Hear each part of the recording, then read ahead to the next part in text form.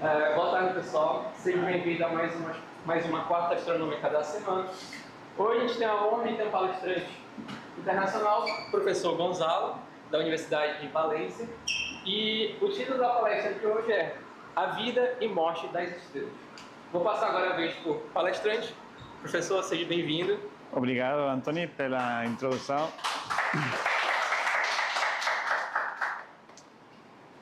Bem, pois é um prazer estar aqui hoje para falar sobre a vida e morte das estrelas.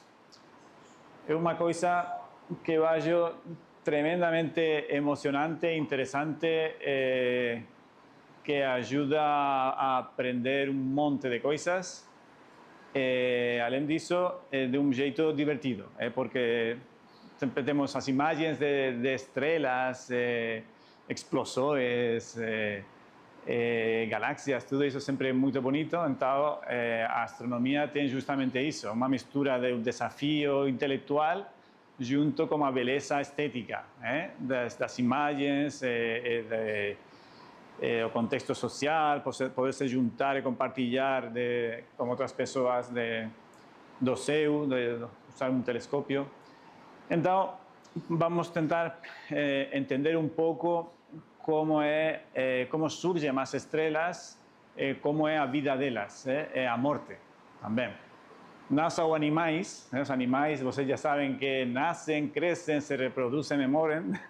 Aqui as estrelas primeiro morrem antes de se reproduzir. Então, vou tentar explicar isso. São animais um pouco estranhos nesse sentido.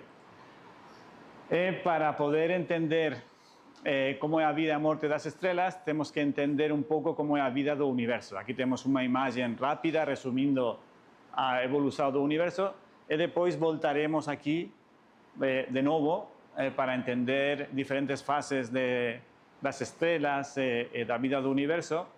Mas primeiro temos que ter uma ideia geral de como surge o universo, ok? Então, a gente está aqui, essa é a época das naves espaciais, e o início do universo é esse lado de aqui, que chamamos de Big Bang. Isso aconteceu aproximadamente 14 mil milhões de anos atrás. O Sol nasceu aqui nessa época, faz uns 9 bilhões, uns 5 mil milhões de anos atrás. Nosso Sol nasceu 5 mil milhões de anos atrás, mas nessa época o universo já tinha uns 9 mil milhões de anos de idade. Okay? Então, temos que entender um pouco em que momento da história do universo surgem as estrelas, porque as estrelas não existem sempre. O universo passa por diferentes fases e chega um momento no qual as estrelas podem surgir, podem se formar. A partir de aí, evoluir e fazer coisas, construir estruturas, como galáxias, por exemplo. Então, as galáxias, como podem ver aqui, surgem nessa época, que é alguns milhões de anos, uns 500 milhões de anos depois do Big Bang. O Big Bang é a primeira fase. Praticamente sabemos muitas coisas, mas ignoramos muitas mais do que foi o Big Bang. Mas, basicamente, temos que pensar na época do Big Bang como um estado do universo em que tudo era como uma sopa de partículas e fótons, e luz, todo junto. Então era tudo como parecido como o interior de uma estrela, que todo tipo de matéria está muito quente, tem muita energia por aí, então todas as partículas são muito rápidas, e em todos os lugares praticamente acontece o mesmo. Temos a mesma temperatura por todos os lugares, é como uma sopa que enche tudo, todo o universo. Essa sopa está se expandindo, ok? Então, com essa expansão, a temperatura da sopa diminui. E quando vai diminuindo, pois podem se formar os primeiros gases. E aí é quando passamos da época de sopa, sopa quente, a um universo escuro. donde prácticamente está todo oscuro porque solo existe gas. Solo existe gas que está esfriando, debido a expansão do universo. Esa es una fase de gas hidrogénio, que realmente es oscuro porque no tenemos prácticamente, tenemos fótons libres, mas no tenemos nada que esté gerando fótons, nada que esté gerando luz. E un tempo depois começam a surgir as primeiras estrelas. Agora temos que entender por quê. Depois das primeiras estrelas, se forman agrupações de estrelas. Primeiro precisamos uma, depois duas, três, quatro, mil milhões, e isso pode formar estruturas como as galáxias, as primeiras galáxias. Okay? Por isso que a estrutura vai crescendo de menor escala a maior escala. Primeiro as estrelas e depois conjuntos de estrelas. Tá bom? Essas são as primeiras galáxias e depois as galáxias evoluem de formas diversas. Dependendo, essa evolução das galáxias depende de como é a evolução das estrelas. Então, não é o mesmo as primeiras estrelas que as estrelas atuais, como o Sol. São coisas diferentes. Beleza, são coisas diferentes, tão diferentes como uma criança e uma pessoa de mais idade. O universo primitivo o mais novo é como a criança novinha. É toda a pele perfeita, não tem estrutura, não tem defeitos como a pessoa mais evoluída, que já tem marcas na pele, tem outro tipo de coisas. Então, o universo basicamente também é assim. O universo original, primitivo, nessa época daqui que chamamos de Big Bang, aí é essa sopa perfeita, igual por todo canto, era tudo igual, as mesmas propriedades, mesma temperatura, mesma densidade, tudo era igual por todas partes. É como a pele desse bebê, que é toda fininha, igual, é perfeita, quase perfeita. É quase perfeita, porque tem pequenas imperfeições que ao longo do tempo vão evoluir e finalmente, quando essa criança tenha 80 ou 90 anos, a cara dele vai ficar desse tipo, desse jeito. Ok?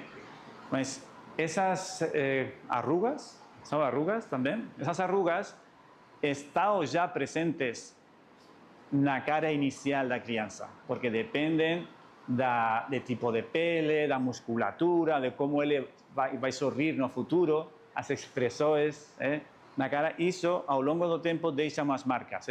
Então, essas arrugas do futuro estão já presentes aqui, mas aqui não dá para ver. É muito difícil ver essas estruturas inicialmente. E o mesmo acontece com essa imagem daqui. Essa imagem daqui representa os pequenos defeitos que existiam na distribuição de matéria original do universo. Essa imagem é uma imagem que representa a temperatura do céu em todas as direções. É como um mapa mundi, só que representado assim como um elipsoide. Então, essa é uma imagem processada. A imagem original é basicamente todo da mesma cor. Todo igual, todo perfeito, como a pele da criança. Agora, se vocês tiram o valor médio, ou subtraem da imagem inicial o valor médio dessa cor ou dessa temperatura de fundo, o resultado, depois de limpar um pouco mais, é isso. Isso mostra os pequenos defeitos microscópicos que existiam na distribuição original de plasma, de gás, energia do universo primitivo. Okay?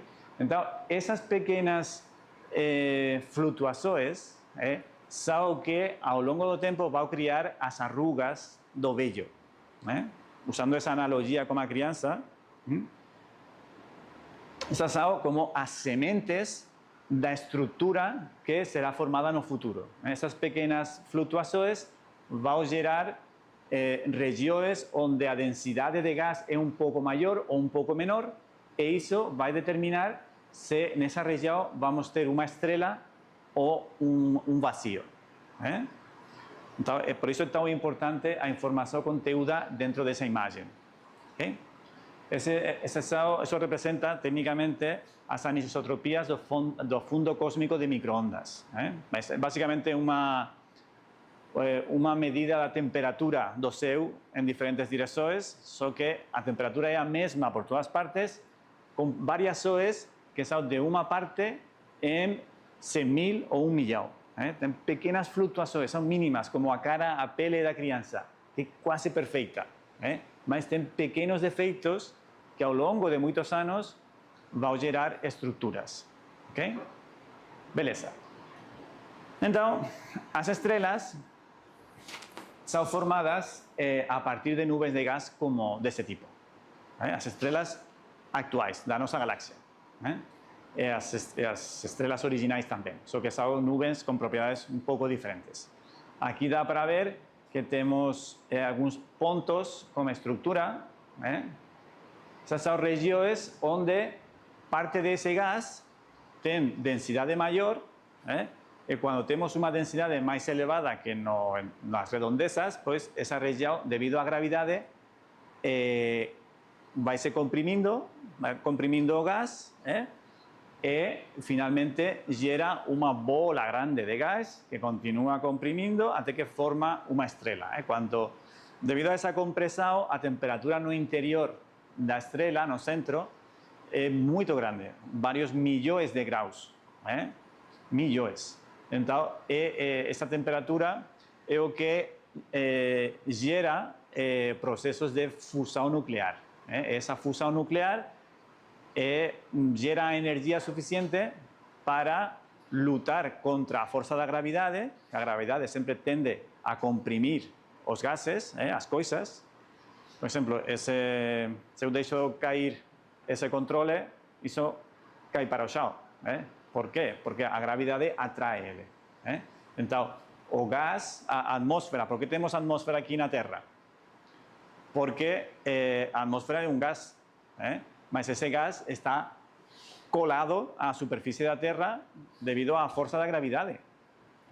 Só que como é um gás, pues tem um movimento assim mais livre, mas fica colado na superfície. Pois quando temos muito gás, como é o caso dessas nuvens de gás, elas mesmas podem criar um centro, uma região de maior densidade, que começa a atrair as outras. Vai gerando uma bola, essa bola de gás aumenta a temperatura e finalmente começa as reações nucleares e começa a brilhar. Sem reações nucleares no interior, as estrelas não brilhariam. Okay? Isso é fundamental. Isso somente pode acontecer quando o gás está ultra condensado, é muito denso. Então, precisamos de muita quantidade de gás para poder chegar às temperaturas necessárias para formar uma estrela, que comece a brilhar. Okay? Bem, pois, essas estrelas, essas nuvens, são os pontos onde... Essa é uma imagem da nossa galáxia. Dentro da nossa galáxia existem várias regiões onde temos nuvens de gás desse tipo, e aí acontece a formação de estrelas. Okay? Pois no universo primitivo,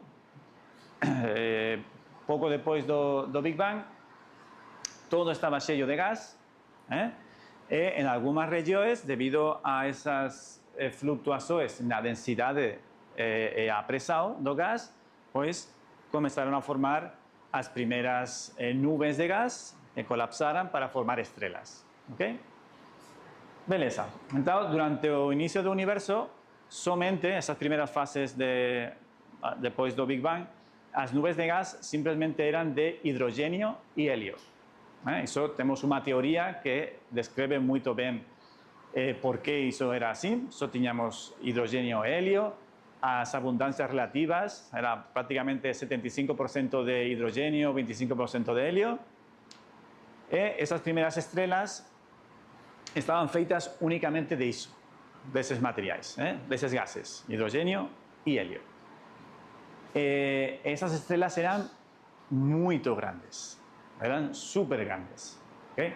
Aqui temos uma representação das primeiras estrelas, que são chamadas de estrelas de população 3.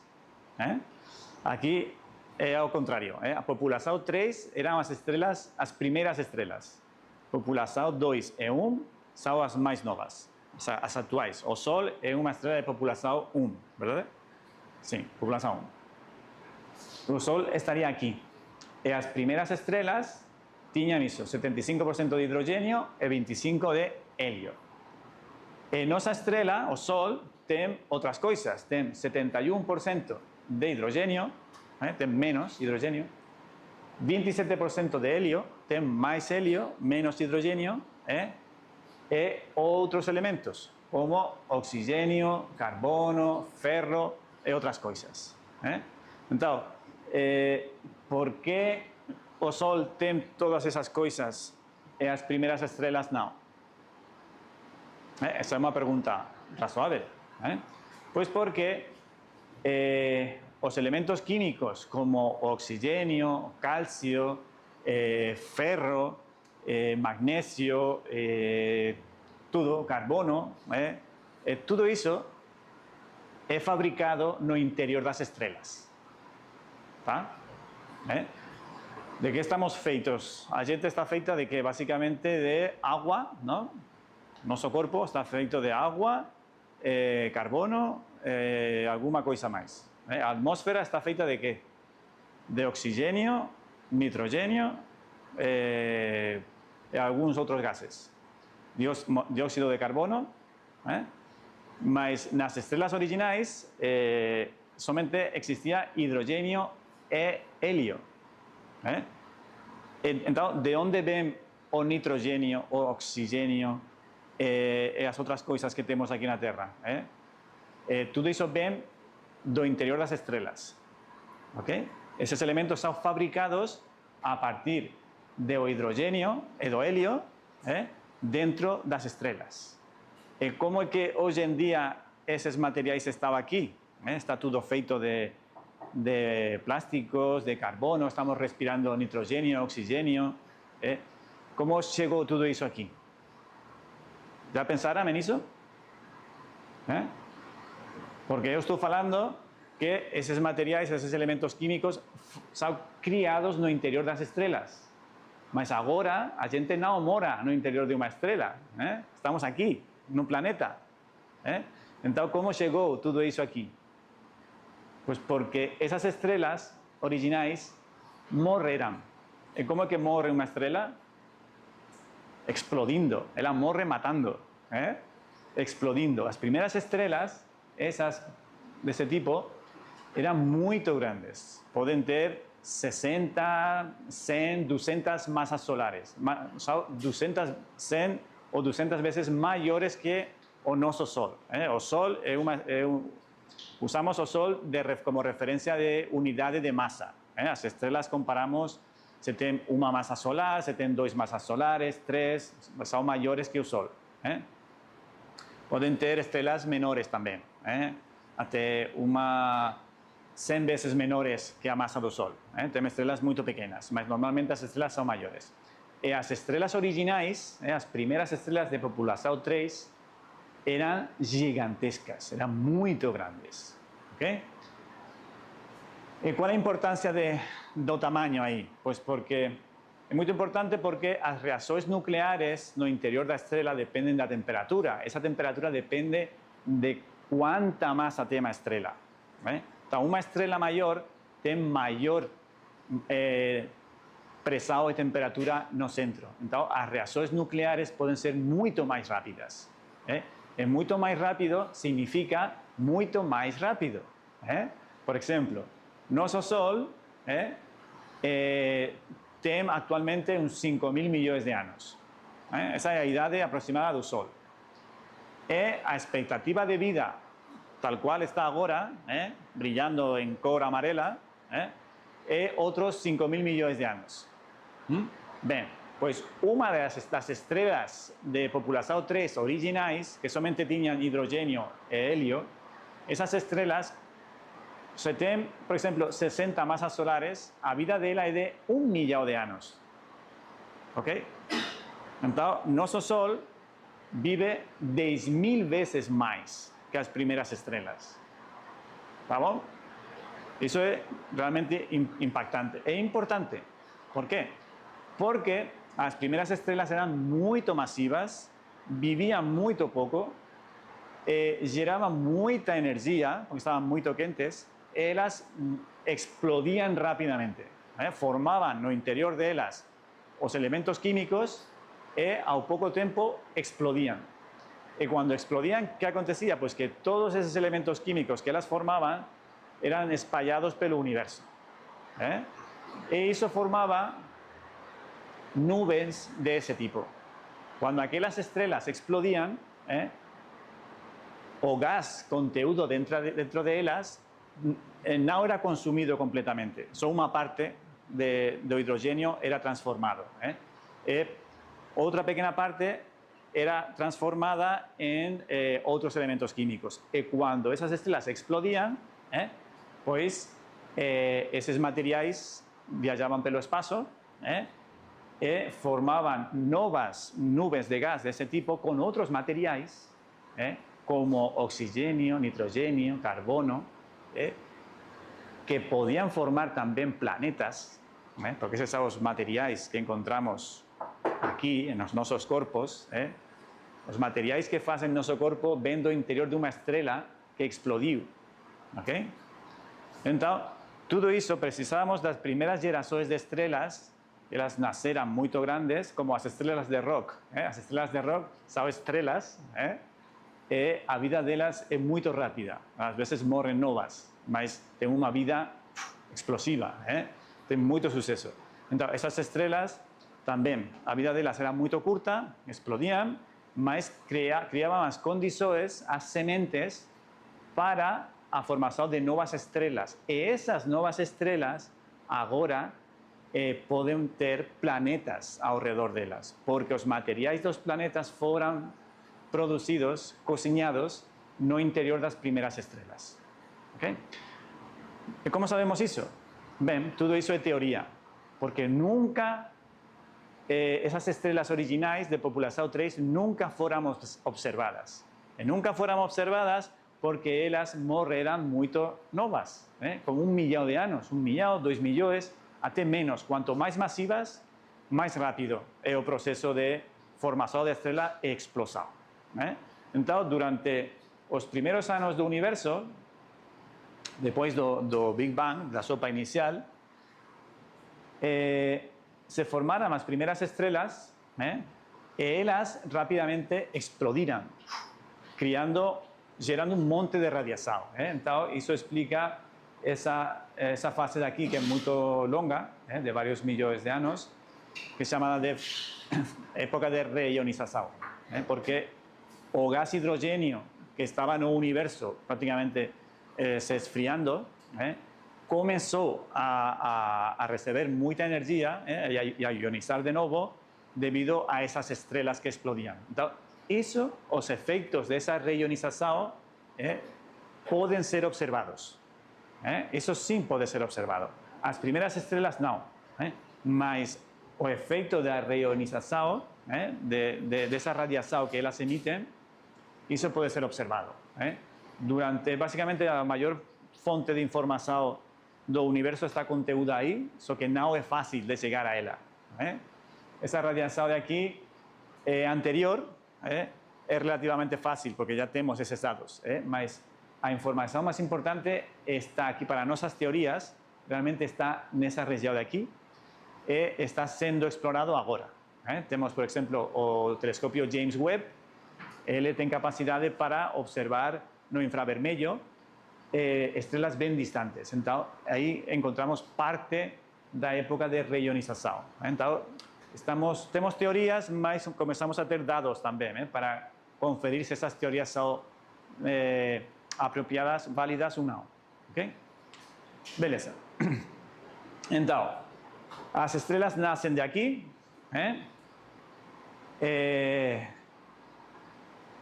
Claro, de aquí a aquí tienen una evolución, también pueden tener una época de adolescencia, que más o menos expliqué por ahí, eran las primeras estrellas.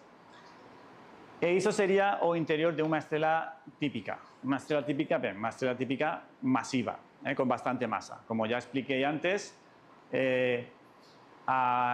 os elementos químicos son criados no interior da estrela por procesos de fusão nuclear. A fusão é simplesmente a união de duas coisas. Por exemplo, o helio tem 2 prótons e 2 nêutrons, mas o que é importante são os prótons. Então, o hidrogênio somente tem um próton. Então, você pega 2 prótons, junta eles o suficiente e podem ficar colados, porque existe uma força, existe uma repulsão, porque os prótons, vocês sabem que são cargas positivas, as cargas iguais sentem repulsão entre elas. Não é fácil juntar 2 ímãs, mas se faz muita força, consegue. Os prótons, igual, você tenta juntar eles tentam se separar, mas se juntam muito, aí podem surgir novas forças, as forças nucleares, que são muito mais fortes que as forças eletromagnéticas, de repulsão elétrica. Então, quando os prótons estão muito juntos, ficam colados completamente e liberam muita energia. Esse é o processo de fusão nuclear. E aí formam helio. Depois pegamos helio, adicionamos outro helio e podemos criar outro elemento com 4 prótons. É assim pouco a pouco. Então, as estrelas inicialmente as primeiras estrelas eram todo hidrogênio, exceto no centro, que estavam formando helio. Já tinham também um pouco de helio inicial, mas a fusão nuclear adicionava helio. Também, para poder juntar os prótons, precisamos de muita pressão. Por isso que faz falta uma massa muito grande, uma estrela masiva, para que as condições de temperatura e pressão no centro sejam suficientes para iniciar a fusão nuclear. Não é uma coisa simples. Mas bem, a questão é que, pouco a pouco, a estrela vai ganhando uma estrutura de capas, como uma cebola. Inicialmente, o centro tem um pouco de helio, esse helio vai crescendo porque o hidrogênio vai formando mais helio, então o núcleo de helio cresce, e quando o núcleo de helio é suficientemente grande, pois a pressão e temperatura na superfície dessa casca, dessa esfera de helio, porque as fusões nucleares acontecem na superfície do helio, dessa esfera. Então, quando essa esfera de helio é muito grande, a pressão e temperaturas já não são suficientes para continuar o processo de fusão. Então, o que acontece? O que acontece é que as reações nucleares terminam, apaga e a estrela colapsa. A gravidade pode comê-la. Se não tem explosões nucleares, energia nuclear empurrando a estrela para fora, a gravidade comprime a estrela. Então, quando as reações de fusão de hidrogênio para formar helio terminam, a estrela colapsa, se contrai. E quando se contrai muito, quando a temperatura passa de 10 milhões de graus a 100 milhões de graus, então o helio começa um novo processo de fusão. E fusiona para formar nitrogênio. Nitrogênio e pode formar também carbono, e néon, e oxigênio, e magnésio, e assim. Okay? Então, as estrelas são basicamente máquinas de fusão nuclear que estão criando novos elementos até que chegam a um limite que já as reações nucleares não conseguem gerar mais energia, então a gravidade ganha e comprime a estrela. Se existe um elemento químico além do actual, pois podemos continuar as fusões nucleares. Mas esse processo só pode continuar até que formamos um núcleo de ferro. Além do ferro, as reações nucleares já não podem gerar suficiente energia para sustentar a estrela. Okay? Então, o ferro seria o elemento químico mais pesado que pode ser formado no interior de uma estrela. Okay? Então, o que acontece quando uma estrela assim grande que pode gerar todos esses elementos gera um núcleo de ferro muito grande? Então, na superfície desse núcleo de ferro já não temos possibilidade de continuar com a fusão nuclear. Quando isso acontece, a estrela perde o motor que sustenta ela e a gravidade pode comê-la. Okay? Então, esse núcleo de ferro e o resto de capas que tem por acima dela colapsan debido à gravidade. E nesse processo de colapso, vamos ter uma explosão. Aí a estrela está morta. Morreu, sem possibilidade de ser recuperada. A estrela explode magníficamente. Uma estrela só pode ser mais brilhante que toda uma galáxia, quando isso acontece. E uma galáxia não tem 50 estrelas. Uma galáxia pode ter 100.000 milhões de estrelas. Uma galáxia como nossa Via Láctea, onde a gente mora, é uma galáxia normal, não é nem grande nem pequena, normal. E tem 100.000 milhões de estrelas. 100.000 milhões. Não 1 milhão, 100.000 milhões. E a explosão de uma única estrela com essa estrutura de capas gera mais energia, mais luminosidade que todas essas 100.000 milhões de estrelas juntas. São explosões realmente cataclísmicas. São processos únicos que podem ser observados desde qualquer outro lugar do universo, porque as intensidades são fantásticas.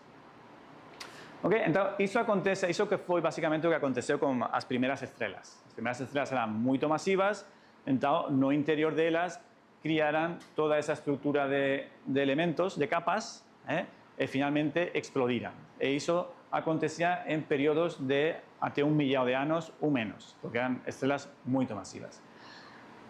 Então, essa seria a vida e morte das estrelas de população 3, as primeiras. Mas o Sol é diferente. O Sol já tem 5.000 milhões de anos. Tem 5.000 vezes mais velhas que as primeiras estrelas. E ainda tem 5.000 vezes mais de tempo para viver. Então, uma estrela como o Sol tem um ciclo de vida distinto. É mais calmo. Okay? É mais calmo, está representado aqui. Aqui podemos ver, inicialmente tínhamos uma nebulosa estelar, uma nuvem de gás, essas que mostrei no início, uma nuvem de gás, a partir da qual uma região da nuvem colapsa para ir formando uma região de maior densidade, aí se iniciam as reações nucleares e já podemos falar de uma estrela. E nosso Sol, nessa fase, pode passar uns 10.000 milhões de anos. Okay? Aí está queimando hidrogênio, mas para formar hélio a um ritmo sustentável, um ritmo não muito grande. As outras estrelas gigantes queimam hidrogênio super rápido. O Sol está queimando hidrogênio mais devagar, devagarinho. E aí, pouco a pouco, o núcleo de hélio vai crescendo. Em algum momento, a temperatura no centro do Sol, quando está queimando hidrogênio para formar hélio, é de uns 10 milhões de graus. 10 milhões. Okay? Quando o núcleo de hélio seja grande e já não seja possível queimar mais hidrogênio na superfície desse núcleo, a estrela perderá a pressão nuclear e colapsará.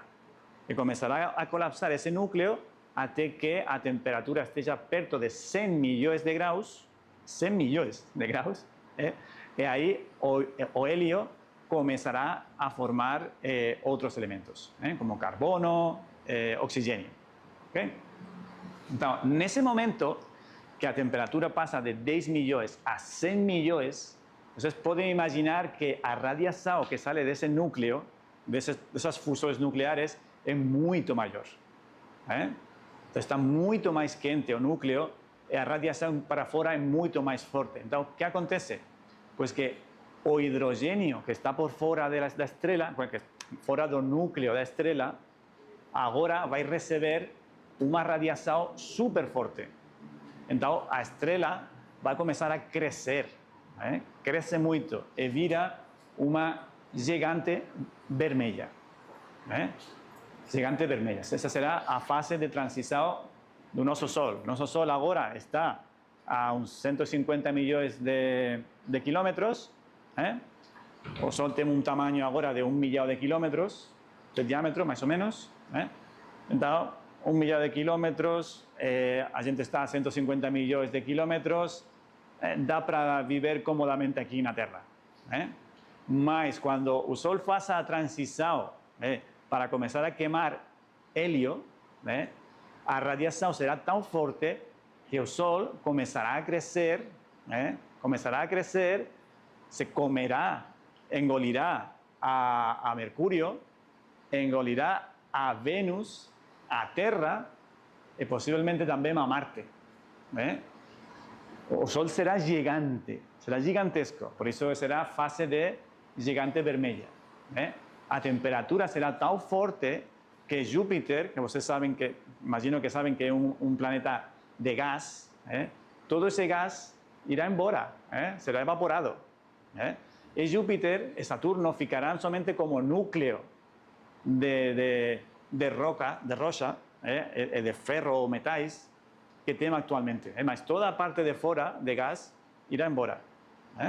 Então, nosso sistema solar mudará completamente porque o Sol estará evoluindo desse jeito. As reações nucleares continuam dentro do núcleo de hélio, em algum momento terminarán e colapsará de novo. A fusão de hélio eram 100 milhões de graus, o passo seguinte serão 1000 milhões de graus. Então, a radiação será ainda muito mais intensa. Então, o que acontecerá com essa esfera gigante de hidrogênio vermelho?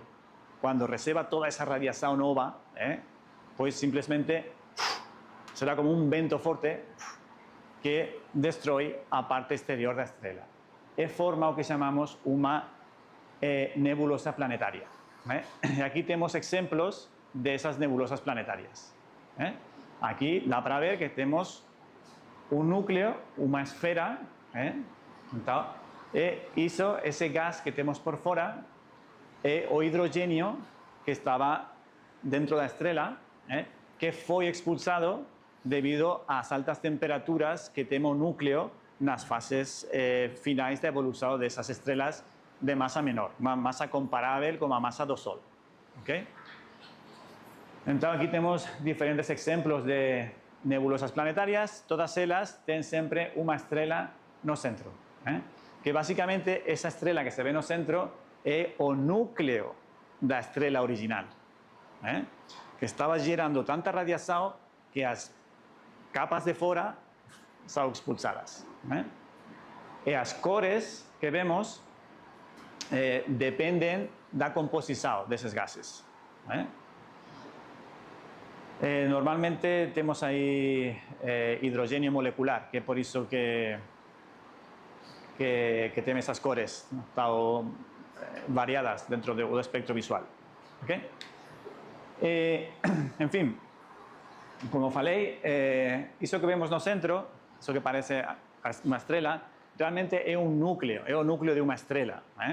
E como falei antes, alguém tem por aí uma tabela periódica da química?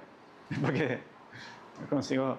Sim, é para ver, depois de hidrogênio, hélio, berílio, lítio, quais são os seguintes elementos? Oxigênio, carbono, tem 12, são 6 prótons. Carbono, oxigênio, pues basicamente nosso Sol agora está formando hélio, de aí passará, quem tem 4? 4 prótons? 4 prótons. Berílio, mas o berílio não é muito estável, então se forma diretamente carbono. Então, depois do núcleo de hélio, vai começar a crescer um núcleo de carbono. Então, muitas estrelas deste tipo chegam nessa fase, que é basicamente uma fase quase de morte, porque já não podem criar mais radiação nuclear, com um núcleo praticamente feito de carbono. Vocês conhecem alguma aplicação do carbono aqui na Terra? Por exemplo, um lápis, lápis para escrever. ¿De qué está feito? Esa parte, o grafito. O grafito, eso es carbono. Bien, pues ese carbono ven de una estrella. Otra forma de que no seja do carbono que no seja grafito. ¿Conocen alguna? Sí, sí, mas estoy pensando en cosas comprimidas, puramente. Un diamante, por ejemplo. Un diamante también está feito de carbono, só que tem uma estrutura diferente ao grafito. O grafito são láminas, e o diamante está feito de estruturas mais assim, que aguantam muita pressão. Que é uma estrutura cristalina, uma forma cristalina do carbono, é muito estável. Pois essas estrelas, que têm um núcleo, basicamente, que é tudo carbono, elas não têm reações nucleares, portanto, não estão gerando nova energia. Quando essas capas externas vão embora, o núcleo simplesmente começa a se esfriar. Está radiando a energia térmica que tinha acumulada das reações nucleares prévias e se esfria. Se esfria. E quando a temperatura é suficientemente baixa, esse núcleo de carbono cristaliza. Cristaliza. Então, o que acontece é que esse núcleo de estrela vira um diamante gigante. ¿Okay? Literalmente un diamante. Y aquí tenemos un ejemplo, esa estrella de aquí, BPM 37093, fue el primer ejemplo descubierto de estrella de carbono, del núcleo, de una estrella ana branca, que está en la fase de cristalina. O sea que básicamente ha hecho que un 60% de la estrella es un cristal de diamante. Por tanto, ese tipo de cosas existen no espacio. Igual que ese cristal de diamante, que es de tamaño de una estrella, será del tamaño del planeta Tierra, pues podemos encontrar otros tipos de estructuras cristalinas. Entonces, las estrellas pueden morrer de muchas formas, y posiblemente esa sea a más, a más bonita, porque un diamante gigante es un diamante para siempre. Ok. Então, esa sería a morte de estrelas como nosso Sol, parecidas, estrelas que tienen entre 1 y 6 masas solares, e as outras que explodían, esas de aquí, pues o efecto da explosão é assim, é mais desgarrador, é mais caótico. Esa é uma nebulosa bem conhecida, a nebulosa do Caranguejo, que no centro foi observada no ano 1054 pelos astrónomos chineses. Está documentado que eles observaram essa estrela no céu, como explodiu. E no centro tem o que chamamos de estrela de nêutrons, neutroes, uma estrela de neutroes. Alguém sabe o que são os neutroes?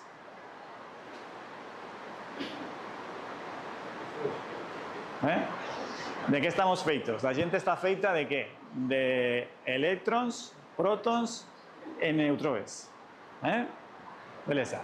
Pues algunas estrellas, en particular aquellas que tenían a estructura de capas de cebola, cuando forman un núcleo de ferro, ese núcleo de ferro crece suficiente, supera en tamaño 1,4 veces a masa do Sol, en ese caso existe un límite, que es justamente ese de 1,4, que impide que se pueda adicionar más masa sobre ese núcleo de ferro. Entonces, ese núcleo colapsa. Y cuando colapsa, tiene dos posibilidades. Una es formar una estrella ana branca que estaría sustentada pelos eléctrons. Eso sería el caso de... o caso de esas de aquí. Esas estrellas, como o Sol o núcleo, está sustentado pelos electrons que existen dentro la estrella. Los electrons tienen propiedades repulsivas entre ellos. Entonces, esa repulsión eléctrica, vamos a decir, genera una presión que estabiliza la estrella, evita el colapso. Por eso se puede formar ese cristal de carbono, ese diamante gigante, debido a presión de los electrons. Mas, no caso de esta estrella de aquí, que explodió, o núcleo no ficou ahí parado porque era mucho más pesado que el carbono, era de ferro. Além do ferro no puede ter nada. Entonces, ese núcleo colapsó. ¿Qué fez? Pues lo que fez fue que todos los electrons y los protons se juntaran. El electrón tiene carga eléctrica negativa, los protons tienen carga eléctrica positiva, y juntos son neutros. Y los neutrones son neutros. Entonces, você junta un electrón con un proton, y aperta mucho, consigue formar un neutrón. Emitir radiación, un neutrino, cosas así.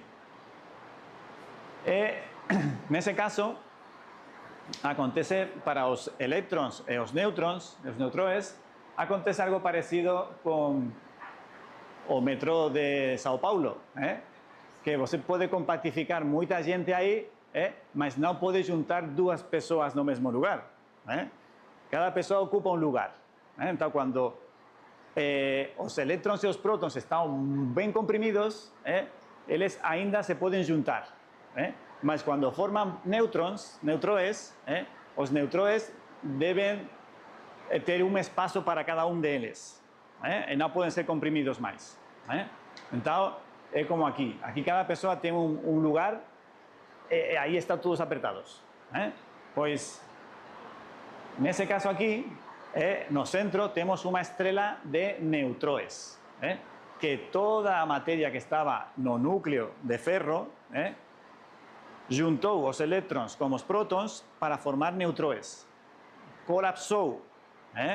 Colapsó hasta una cosa del tamaño de la ciudad de Belém.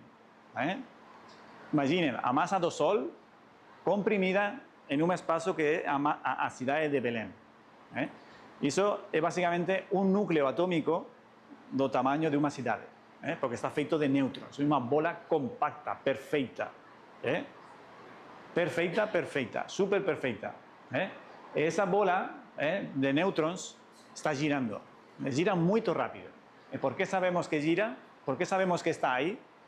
Porque a teoría, a matemática es una cosa. A gente puede inventar cualquier cosa con matemáticas. Pero si você faz umas previsões, a teoría faz umas previsões, debe existir un jeito de verificar eso observacionalmente. Se es una cosa tan pequeña como a ciudad de Belém, lá no espacio, a varios años luz de distancia, ¿cómo vamos a poder detectar que esa estrella, ese objeto está ahí? Bien, pues ese objeto se puede detectar porque esa estrella de neutrones gira muy rápido. En ese proceso de giro, emite radiación electromagnética, emite unos pulsos. Pum, pum, es como un farol de los barcos, que va girando, tiene una luz, pues esas estrellas giran súper rápido, emiten radiación debido a un proceso complejo, mas tienen campos magnéticos muy intensos. Entonces, cuando ese campo magnético intenso interage con los electrones que están en la superficie alrededor, pues consiguen emitir esas ondas de radio. Entonces, son como pulsos de radiación continuos, que pueden ser observados desde la Tierra. Y a partir de esas propiedades, podemos confirmar que efectivamente eso es una estrella de neutrones. Bien, mas sabemos más cosas sobre esa estrella de neutrones que está ahí. Podemos saber a masa o periodo de giro, mas también sabemos que no tienen montañas. Esas estrellas de neutrones no tienen montañas. Y si tienen montañas, solamente pueden ser menores que 1 milímetro. Son esferas perfectas. ¿Y cómo sabemos eso? De que no tienen montañas y que si se tienen, deben ser menores que 1 milímetro. Porque tenemos detectores de ondas gravitacionales. Las ondas gravitacionales são uma propriedade do espaço-tempo. São como, é um tipo diferente de onda. A luz é um tipo de onda eletromagnética. O calor também é onda eletromagnética. Os celulares funcionam como ondas eletromagnéticas. A televisão também. Todas essas ondas do mesmo tipo, eletromagnéticas, só que com diferente comprimento de onda. Mas existem outros tipos de ondas associadas ao espaço-tempo, que são as ondas gravitacionais. E que hoje em dia temos detectores de ondas gravitacionais. Acho que eu tenho por aqui. Aqui temos um detector de ondas gravitacionais. Uma coisa gigantesca. Tem dois braços que formam de vários quilômetros. Cada braço daqui tem vários quilômetros, então isso serve para ter um mecanismo complicado, que não vou entrar em detalhes, que permite detectar a presença de ondas gravitacionais, que são perturbações do espaço-tempo devido ao movimento de massas. Então, se uma estrela tem montanhas, ou tem de forma, não é perfeitamente esférica, quando ela gira, deveria produzir ondas gravitacionais. Se essa estrela de nêutrons está relativamente perto da Terra, como para que nossos detectores de ondas gravitacionais pudessem detectar a presença de montanhas.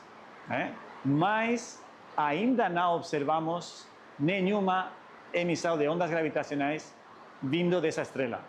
Isso quer dizer que essa estrela deve ser ultraesférica, super esférica.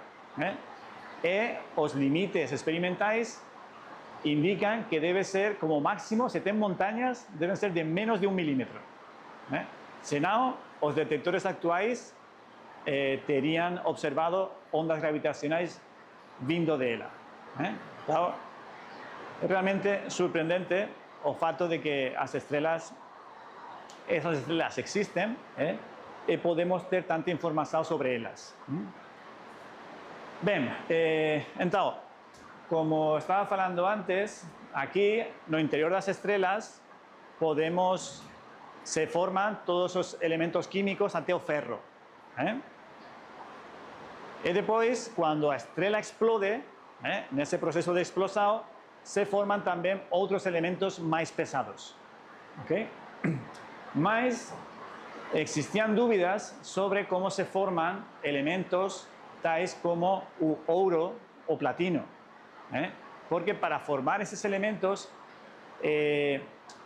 os únicos mecanismos que a teoria pode justificar é por meio de fortes fluxos de nêutrons, de neutrões. Então, a teoria estabeleceu que o ouro deveria ser formado em regiões com muitos neutrões. Então, no ano 2017, em agosto, os detectores de ondas gravitacionais receberam um sinal intrigante, que era um sinal de duas estrelas de nêutrons. Todo era compatível com a ideia de duas estrelas de nêutrons girando uma ao redor da outra, que estavam a ponto de colidir.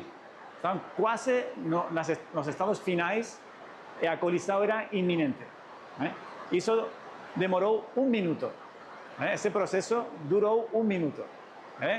Mas foi suficiente para que o Observatório de Ondas Gravitacionais mandara um aviso a todos os observatórios do planeta para que observaran nessa direção, que algo ia acontecer aí. Essas duas estrelas de nêutrons iam colidir. E colidiram. E isso foi observado.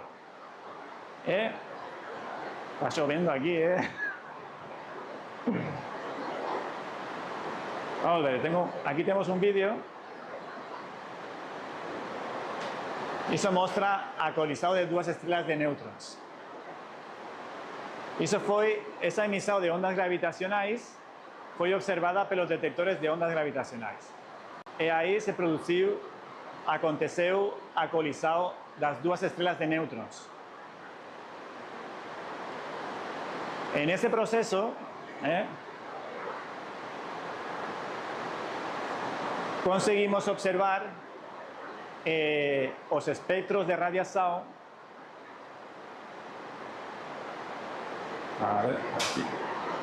Nessa colisão, conseguimos observar os espectros da luz que ven emitida por esa colisão.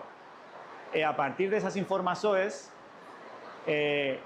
foi possível confirmar que as teorias tinham razão, que todo o ferro, todo o ouro observado no universo pode ser justificado por colisões de estrelas de nêutrons. Okay? Então, se vocês têm um anel de ouro ou uns brincos de ouro, podem ter absoluta certeza de que esse ouro foi cozinhado na colisão de duas estrelas de nêutrons que aconteceu antes da formação de nosso sistema solar. Okay? Então, houve uma geração inicial de estrelas gigantes que queimou hidrogênio muito rápido, explodiram, deixaram um núcleo de estrela de nêutrons. Isso aconteceu em muitos lugares, e em alguns lugares, duas dessas estrelas ficaram bem pertinho uma da outra, orbitando uma a outra, durante milhões de anos. E com o passo do tempo, essas estrelas, orbitando uma ao redor da outra, iam se aproximando até produzir essa colisão. Essa colisão aconteceu e formou um monte de coisas, incluindo ouro. Esse ouro chegou na nuvem de gás e de poeira, na qual nosso Sol foi formado. O Sol, o nosso planeta e os outros planetas do Sistema Solar. Então, podemos ver que a morte de umas estrelas ajuda à formação de outras com entornos planetários como o nosso, que podem ter as condições de formar vida. Então, esse seria nosso planeta, seria um planeta de primeira geração, porque o Sol se formou, então nosso planeta se formou também junto com o Sol. Mas, como falei antes, aqui, nosso Sol, algum dia, crescerá e engolirá a Terra. Então, a Terra morirá. Mas Júpiter e os outros planetas exteriores poderiam perder as capas de gás e virar planetas de segunda geração. E pode acontecer que nesses planetas, muitos milhões de anos depois, as condições para formar vida sejam possíveis. Então, a evolução do Sol acabará com a vida na Terra, mas poderia criar as condições para ter vida em Plutão ou outros lugares do Sistema Solar, que hoje em dia não tem condições de gerar vida, porque não existe química praticamente. Mas se a temperatura melhora por lá, pois as condições podem mudar e poderia surgir nova vida. Ok? Então, não sei como vamos de tempo, posso continuar mais? Querem descansar? Ainda podemos falar um pouco mais da morte das estrelas para formar buracos negros, mas isso já depende de vocês. Continuamos, paramos? Continuamos. Beleza. Ok. Então, isso. Temos uma morte tranquila, depois de uma vida muito longa, de 10.000 milhões de anos. Podemos criar essas estrelas essas nebulosas planetárias, ou bem pode acontecer uma explosão supernova e gerar um núcleo de nêutrons, dependendo do tamanho da estrela. Essa estrela é muito maior de 10 massas solares. Quando acontece a explosão supernova, o núcleo não pode ser estabilizado em termos de uma estrela de neutrões. Nesse caso, pode acontecer que se a massa é suficientemente grande, a pressão dos neutrões não é suficiente e a estrela colapsa. Colapsa completamente. E forma uma estrutura diferente que é um buraco negro. Temos evidência observacional a partir dos detectores de ondas gravitacionais de que os buracos negros existem. precisábamos de ondas gravitacionais para poder detectar esos objetos porque son buracos negros, porque no emiten luz. Como no emiten luz, no podemos usar otro tipo de telescopio para observar ellos. Entonces, solamente podemos usar las ondas gravitacionais. Las ondas gravitacionais simplesmente indican ese proceso de colisão. Cuando dos buracos negros están próximos o dos estrellas de neutrones están próximas, orbitando muy rápido una alrededor de la otra, coliden. En ese momento es cuando se emite un pulso muy fuerte de radiación de ondas gravitacionais que es o que los detectores de la Tierra actuales pueden observar. Solamente podemos observar las ondas gravitacionais más intensas, que acontecen cuando tenemos colisiones de objetos suficientemente masivos, como son los buracos negros. Entonces, aquí tenemos una lista de algunas de las colisiones observadas. Todo eso de aquí fue observado, son datos reales, nada de teoría. Todo eso es observado. Tenemos básicamente dos objetos que coliden y forman otro más pesado. La masa está aquí. Entonces, aquí, por ejemplo, tenemos ese, que puede tener unas 80 masas solares, que colide con otro que tiene unas 100 masas solares, y el resultado es un objeto de 160 masas solares. Esos son dinosaurios, son monstruos gigantes, porque son buracos negros muy grandes. Entonces, el sinal de ondas gravitacionais es muy fuerte. También tenemos aquí estrellas de neutrones que coliden y forman buracos negros más pequeños. Son pequeños, ¿por qué? Pues porque las estrellas de neutrones, como falei antes, tienen un límite de masa que no puede ser mayor que 1,4 masas solares. Entonces, si você pega dos estrellas de 1,4 masas solares y junta, como máximo tendrá un buraco negro de 2 masas y media, máximo 3 masas solares, que es justamente lo que acontece aquí. Está perto de 3, un poco menor. ¿Estamos? Entonces, todos esos casos observados de colisiones de estrellas de neutrones llenan buracos negros pequeños. ¿Y cómo se formaron esos buracos negros de aquí gigantes? ¿Alguien sabe? Foi uma soma passada de tempo. Pequeno, pequeno, pequeno. Es una posibilidad. Ese mecanismo funciona bien para esos buracos negros de aquí de masas intermediarias. Esos buracos negros de aquí, esos de aquí pequeños, tienen 10, 15 masas solares. Ese menor, esa parte o parceiro menor, tenemos 6, 7 masas solares. U otro tiene 10, 15 masas solares.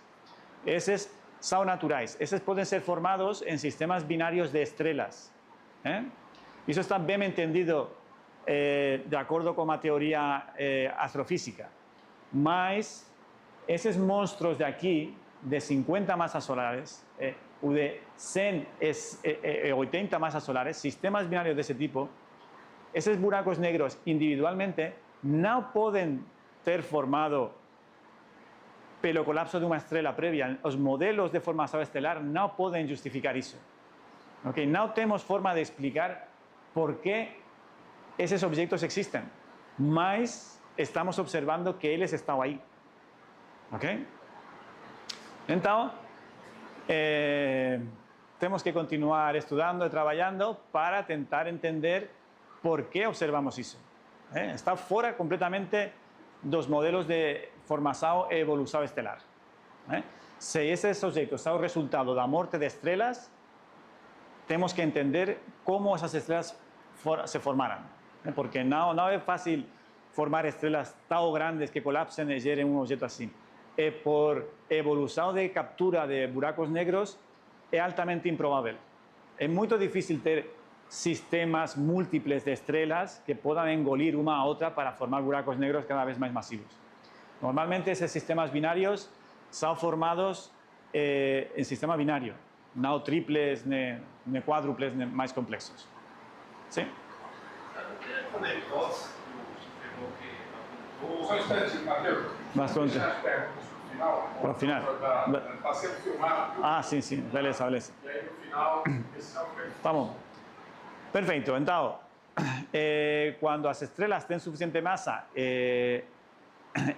colapsan, não existe um mecanismo conhecido que possa parar o colapso. Então, formam os buracos negros. Okay?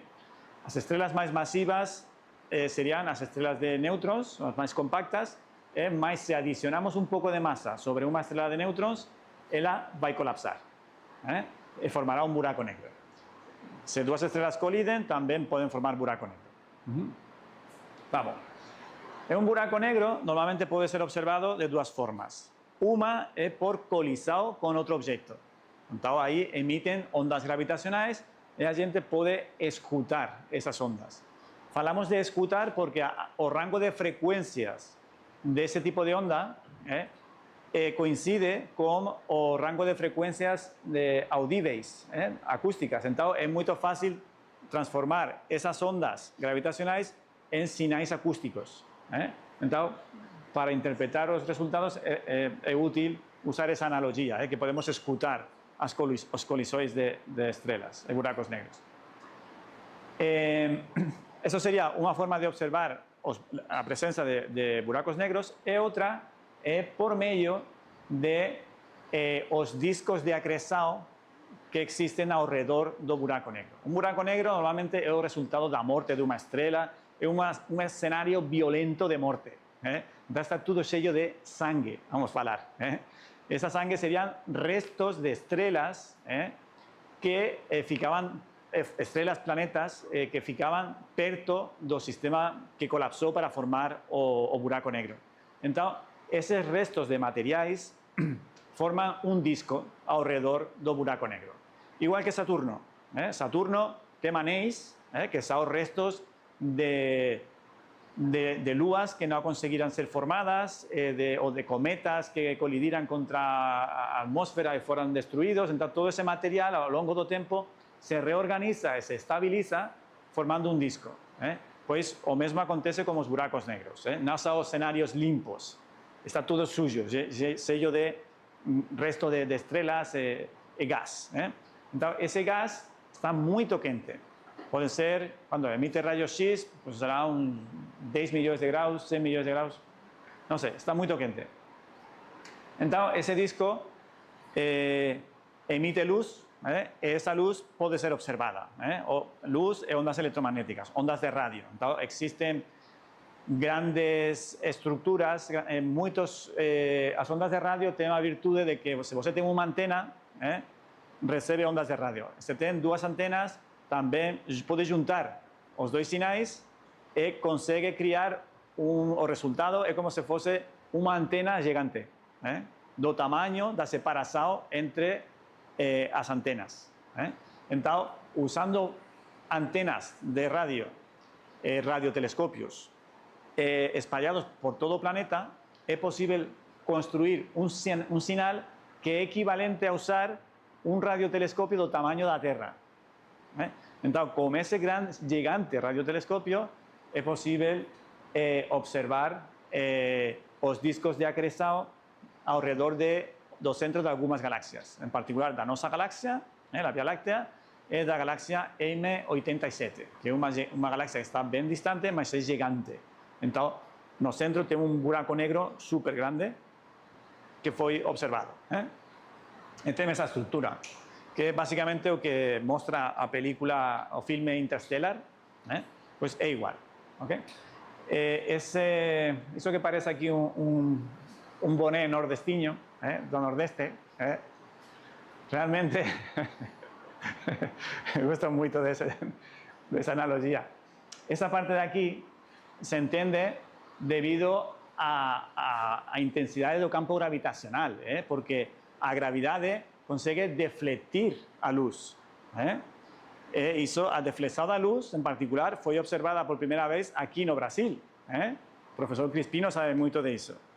En Sobral, fizeram un estudo da posição das estrelas durante un eclipse en 1919 e aí deu para observar que a gravidade do Sol deflete os raios de luz. Mas um pouquinho, é uma deflexão fraca. Mas ao redor de um buraco negro a deflexão é gigantesca. Então, isso daqui corresponde à luz emitida pelo disco de acreção na parte de atrás do buraco negro. É como se vocês observam Saturno. Saturno tem uns anéis. Imaginem, aqui temos o Saturno e os anéis. Vocês conseguem ver a parte da frente. Essa parte daqui a gente consegue ver, porque a luz vem direta. Mas a parte dos anéis que está por trás de Saturno não dá para ver. Não dá para ver porque a gravidade de Saturno é fraca. Mas no caso de um buraco negro, os raios de luz de atrás, que estão indo para cima, eles são defletidos e podem vir e chegar a gente. Então, por isso daqui é a luz emitida pelo disco de acreção na parte de atrás. A parte de cima do disco, mas por detrás do buraco negro. E isso daqui é a parte de embaixo, que os raios de luz vêm para baixo e giram e chegam até o detector. Então, isso explica por que um disco de acreção ao redor de um buraco negro mostra essa estrutura. É uma gravidade super intensa. Beleza. O buraco negro tem duas propriedades fundamentais. Uma é o horizonte de eventos e a outra é a singularidade. A singularidade é um problema matemático que existe no interior do buraco negro. Quando toda a matéria colapsa e cai para o centro, aí a densidade se faz infinita, mas isso não pode ser. Um infinito não tem sentido. Então, esse é um problema matemático, porque a teoria que descreve esse processo de colapso chegou ao limite. Então, o buraco negro representa um desafio para nossa compreensão da matemática que descreve o universo. Então, é um problema aberto que estamos trabalhando. E o horizonte pode ser representado em termos de uns peixes e um rio, é uma cachoeira. Porque o horizonte é como uma membrana, que quando você cruza a membrana, você pode cruzar em um sentido, mas não pode cruzar no outro. Se você entra, já não pode sair. Isso é o que está acontecendo aqui com os peixes.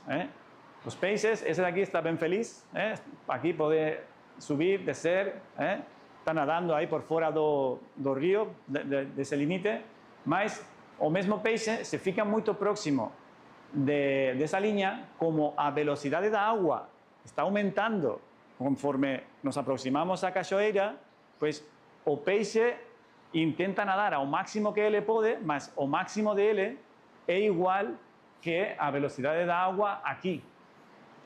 Então, se ele cruza essa linha, ele pode estar nadando para fora a máxima velocidade, mas a água é mais rápida. Então, ele cai. E o mesmo acontece dentro de um buraco negro. Eu uso esse laser, se eu estou fora, como este peixe, eu posso apontar para baixo ou para fora.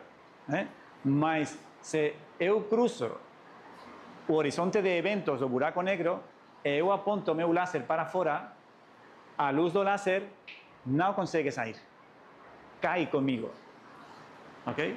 Porque é como se o tecido do espaço-tempo estivesse fluindo mais rapidamente que a propagação da luz. Okay? Então, isso basicamente é o que explica o horizonte de eventos. Quando uma estrela colapsa e forma um buraco negro, forma isso.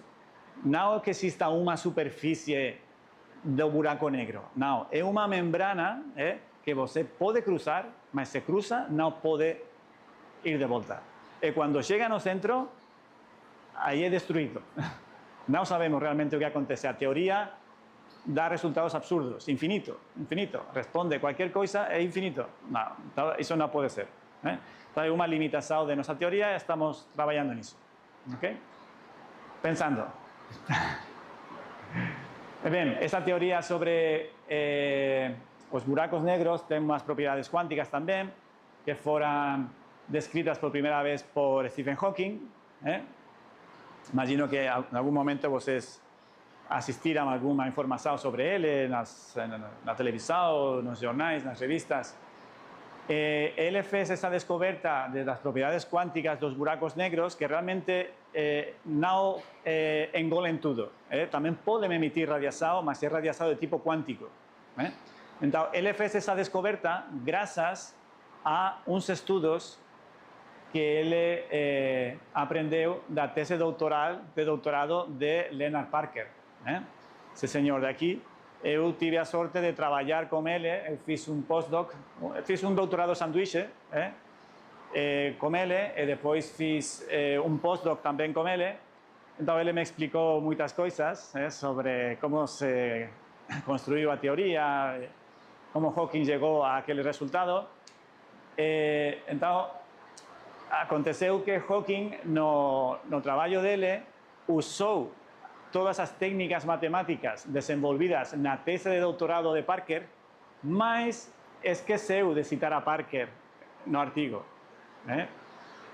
Mas no ano 2015, em Estocolmo, fizeram uma homenagem para Hawking para comemorar suas descobertas sobre a radiação quântica de buracos negros.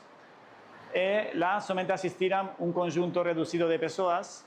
Hawking invitó a Leonard Parker, él está por aquí, no lembro exactamente aquí, ese es el nombre de Leonard Parker. Hawking invitó a él para reconocer a contribución que él tuvo en esa descoberta que él fez. Entonces, las técnicas matemáticas que Hawking usó fueron desenvolvidas por Parker. Eso, tuve suerte de compartir un tiempo con Parker, entonces gosto de compartir con ustedes. Eso es todo. Obrigado.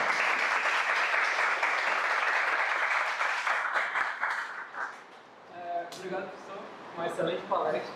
Obrigado. Vamos dar início agora a perguntas. Para iniciar, Matheus Só instante, pessoal, está sendo gravado, então você tem que levantar e falar bastante alto para que possa ser registrado, tá? ¿Puede desligar o ar-condicionado, que también incomoda con o ar-condicionado? Essa tem que segurar, para ele não deixar cair. Segurar é suficiente, é o microfone.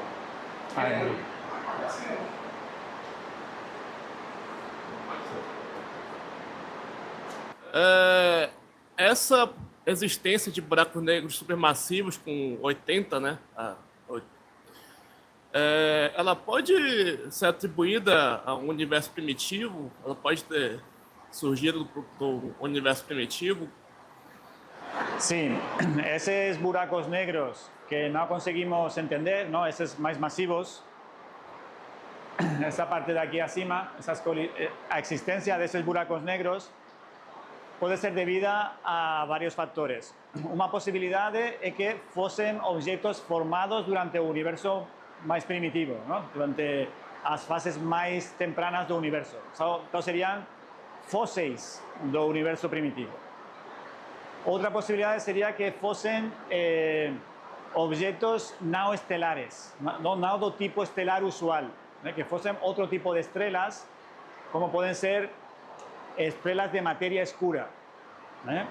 Entonces, un tipo de materia oscura serían las estrellas de bosons, que son unos campos escalares, un tipo de objeto matemático que puede formar estructuras compactas, estables, y muy masivas. Entonces, existe hoy en día muchos estudios sobre la existencia de propiedades de las estrellas de bosons, de otro tipo, estrellas también de tipo Proca, un tecnicismo, que consiguen justificar algunos dos sinais de ondas gravitacionales observados en ese tipo de colisores. Entonces, existen muchas propuestas, pero ainda é tudo muito especulativo. Alguém mais deseja fazer?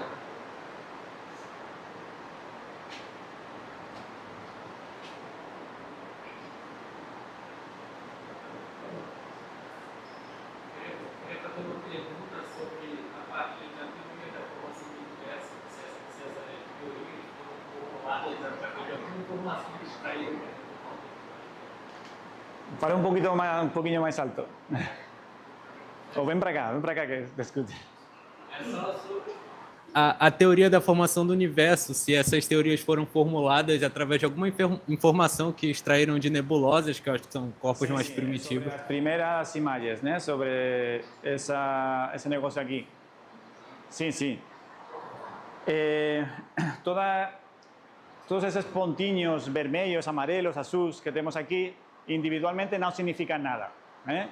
Solamente podemos falar das propiedades estatísticas. Si pegamos, por ejemplo, un círculo. Dentro de ese círculo, ¿cuántos puntos vermelhos, azuis, amarelos tenemos? Y después comparamos con otros. Pues esas propiedades estadísticas pueden ser inferidas a partir de modelos cosmológicos. Tenemos muchas teorías que falan de las propiedades estadísticas de esa distribución de intensidad. Esos modelos teóricos son los que indican cuál es la cantidad de materia oscura, de energía oscura que precisamos no universo para justificar eso. ¿Okay? Entonces, efectivamente, tenemos teorías que explican muy bien esas observaciones. ¿Okay? Mas, além de explicar esos datos, también deben explicar satisfactoriamente otros conjuntos de datos. ¿Okay? Entonces, hoy en día existe una tensión entre los diferentes conjuntos de datos. No sabemos si es debido a que no entendemos la teoría o si es debido a que no entendemos nada. Okay? Então, ela surge através da análise de dados, pressupondo que ela é verdadeira? Más alto. Fala mais alto. Es que está lloviendo ahí, ¿no? Então, eles analisam esses dados já pressupondo que ela é verdadeira, buscando alguma informação estatística que confirme essa visão? En parte sí, sí. Mais alguma pergunta? Bom, eu tenho uma pergunta. Tem estrelas massivas que têm rotação muito alta. Existe a chance dessa estrela, quando ela morrer, ter uma conservação de momento para um buraco negro, por exemplo? Para a rotação do buraco negro de uma estrela de nêutrons? Sí. Con certeza. Justamente las estrellas, ellas rotan, ellas tienen rotación igual que la Tierra, la Lua también, solo que las estrellas son mucho mayores. Entonces, cuando ellas van se comprimiendo, la rotación de ellas aumenta. Es por eso que cuando se forma una estrella de neutrones, que es súper compacta, es muy pequeña, la velocidad de giro es súper alta. Pueden girar sobre ellas mismas varias veces por milisegundo.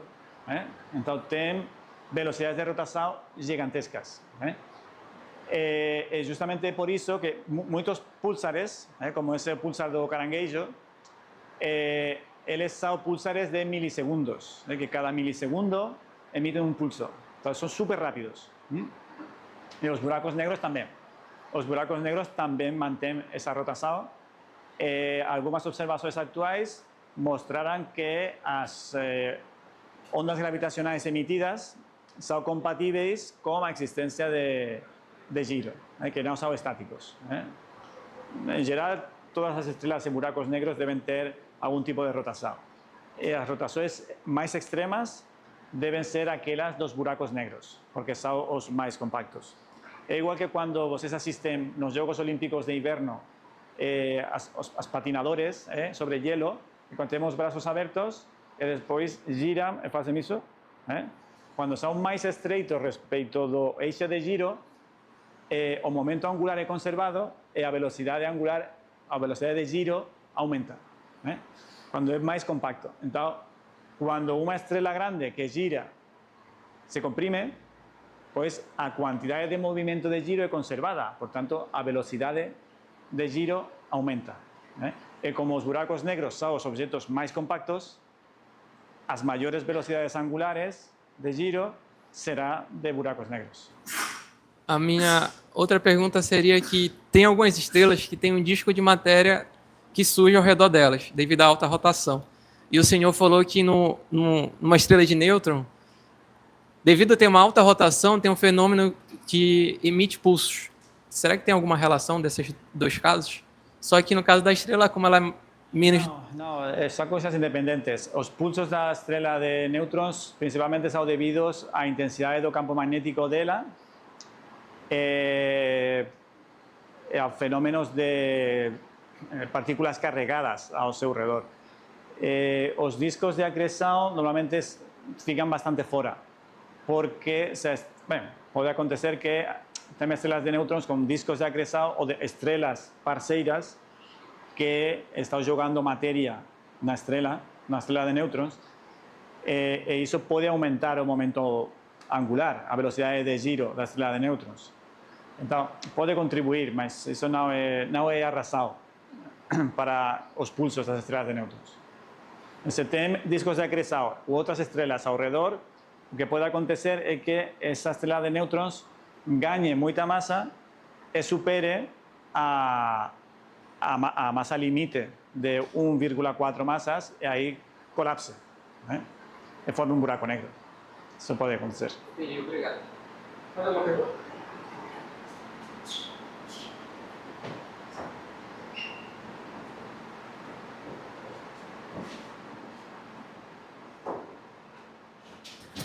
Professor, parabéns pela palestra, foi muito bom. Está me ouvindo bem? Está me ouvindo bem aí? Mais ou menos, sim. Fica mais perto, mais perto. Mais perto, melhor. Então, assim, eu só quero entender, professor, quando a estrela termina seu combustível nuclear, ela colapsa contra a própria gravidade, em que momento ela explode? Eu só quero entender isso, em que momento ela explode e qual é o momento que ela pode se tornar um ponto, uma singularidade, um ponto de densidade infinita, né, como o senhor falou aí. Sim, isso depende da massa que tenha a estrela. Se a estrela tem até 10, 12 massas solares, então o núcleo de ferro que forma no interior, no centro, não é suficientemente grande como para colapsar completamente. Não, pode colapsar e formar uma estrela de nêutrons. E aí fica estável.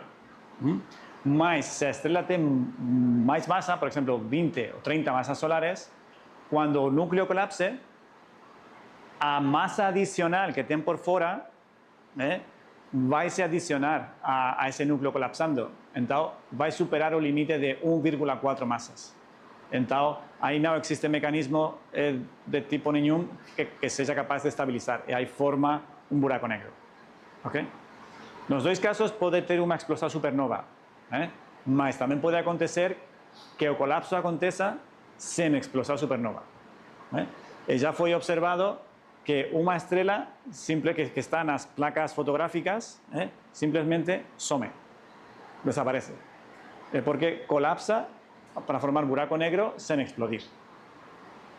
A alternativa seria simplesmente explodir, iluminar toda a galáxia. Até então, a minha ideia era que quando acabava o seu combustível nuclear, né, que surge da fusão de hidrogênio e hélio, ela cria uma pressão interna, né, que é contrabalanceada contra a própria gravidade. Então, na minha ideia, ele sempre ia colapsar e era só isso, não explodir até então. Não, pode só manter a estrutura da estrela no caso de estrelas anas brancas, que são estas que geravam as nebulosas planetárias, porque essas são estrelas pouco massivas. São tipo Sol, com 3, 4 massas solares. Então, o núcleo nunca vai ter 1,4 massas solares. É uma massa estável e isso pode ser suportado por pressão de degenerescência dos elétrons. Se for maior, os elétrons colapsam e se fusionam com os prótons para criar nêutrons. E aí pode formar uma estrela de nêutrons.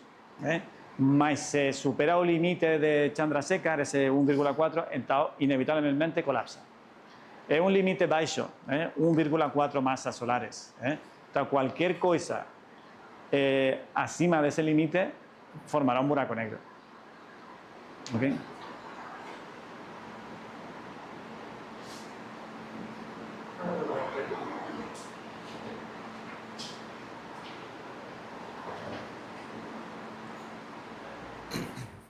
A pergunta que eu queria fazer era naquela tabela lá das estrelas e corpos colidindo que formam buracos negros maiores. Essa aí. Eu fiquei bem curioso, que fenômeno é esse que acontece com estrelas com tão pouca massa que acabam gerando buracos negros com massas maiores? Um exemplo é aquele ali que eu não consigo apontar daqui. E isso, do ladinho do que tem dois vermelhos. Eu não consigo. É mais prático mesmo. Esse aqui, ó. Esa foi que colidiu, foi uma estrela de nêutrons, porque é laranja, essa é laranja, neutron stars laranja. Esa colide con un buraco negro, simplemente adiciona un poco de masa. O buraco negro resultante un poco mayor, mas somente una masa solar, porque las estrellas de neutrones tienen una masa 1,4 por ahí, 1,2. Entonces simplemente adiciona un poco. Ah, tá, confundi, então eu interpretei errado. Beleza. No para mí. Ok. Para finalizar, mais alguma pergunta?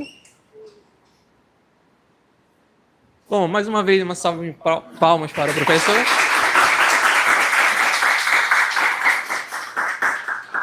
Antes de terminar, eu queria pedir para a Nicole e para a Fernanda irem lá na frente para dar para o professor Gonzalo um exemplar da Voyager e outro da Pioneer.